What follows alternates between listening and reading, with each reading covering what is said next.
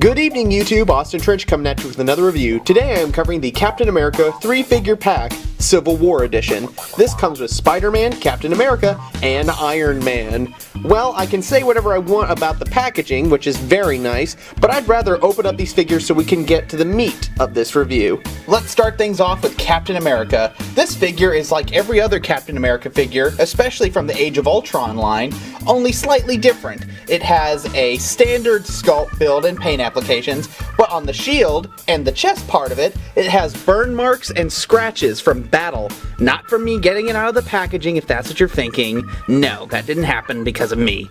Now, I really like the dirt marks and the soot they put over Captain, but, you know, I really wish that these things came clean and only the shield was damaged, because a lot of people like to have their soldier figures or their Marvel figures in good condition when having them displayed or played with. In terms of articulation and movement, it's the exact same as any other Captain America figure. It's pretty basic, but it's still fun, easy to do, and you gotta love the paint details they put on there, as I said before. I really like how this thing looks. Now let's go to its accessories. As you know, Cap comes with a variety of accessories, but with this figure line, they've only given us two. That being his mighty frisbee of vibranium, his shield, and a regular Steve Rogers head that kind of makes him look like Jean-Claude Van Damme.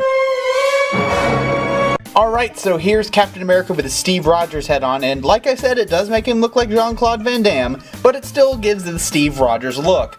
I give this figure an 8 out of 10 because of its wonderful posability, remarkable add-ons, and great paint applications. Not to say the face applications should really improve for next time. Now we move on to the Invincible Iron Man, aka Tony Stark. Now, this design is very familiar to me. It kind of looks like... awesome!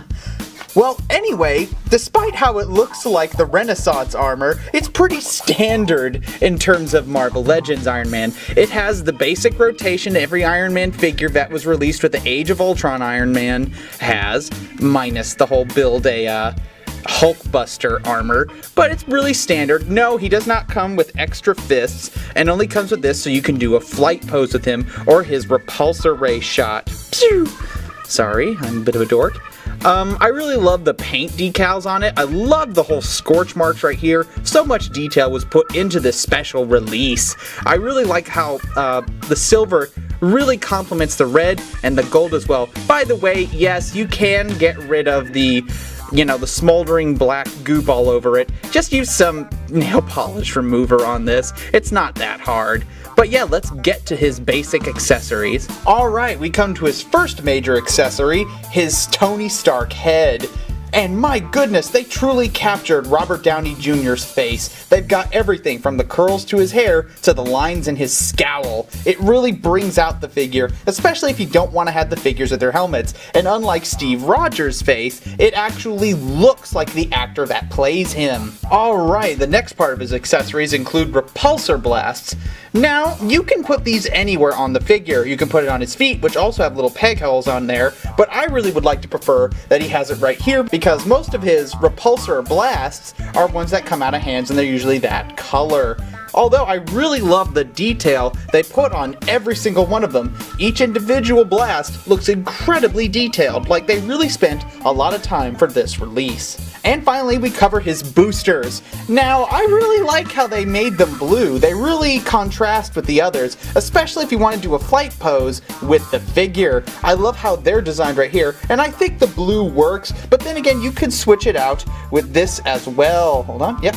You can switch it out with these, and you could switch those onto the hands. But if you're like me and a total neat freak or a total control freak when it comes to this stuff, I really would like to have it right there, because it simulates flight when most of the propulsion comes from Tony Stark's hands. Well, I give this figure a 10 out of 10. I loved it for its sculpt, I loved it for its accessories, I love it for its accurate detail and movement, and it's a must-have when you're buying this set. So now we come to this, the real reason people went to see Civil War, Spider-Man. This Spider-Man is absolutely fantastic. Scaling at a 5 inches tall length, as you can see here, hold on. right next to Captain America. He is the shortest Marvel Legends figure I've seen in a while. Hopefully it'll change once I get a Wolverine, since he is the youngest incarnation of Spider-Man. I really love how this thing looks and moves. This thing has standard posability. Now this is brand new for a Spider-Man figure. It has no issues moving its arm, but it does right here. In this joint socket right here, it's really hard moving it this way. It's like on this arm too, so you have to be very careful when you use that. It does not come with any other attachments, but I will show you what you can do with certain attachments from other people. It has no other hands, so you just have to be stuck with this. But the detail is absolutely amazing. I absolutely love what they've done with this figure. As you can see on the back, it really reminds me of the classic Spider-Man look. But at the same time, it offers something new, since this suit, spoiler alert, was created by Tony Stark. Now let's go in further about how this figure looks. And now we come to the detail of the figure, and it is absolutely amazing. I'm still geeking out looking at this thing. This looks like the 1960s cartoon Spider-Man mixed with the Spider-Man which was used in The Electric Company, narrated by Morgan Freeman. It's absolutely crazy looking, and that's what I like about it. It's very film accurate, but there's one little problem I have. This is too dark, as in the red is way too dark for the figure, and he doesn't even get damaged at all in the movie. I have to have the lights on full intensity just to show you the blue and red of the figure, but that's not even a problem that affects the figure negatively. It's just something I hope they improve when they release the Homecoming figures.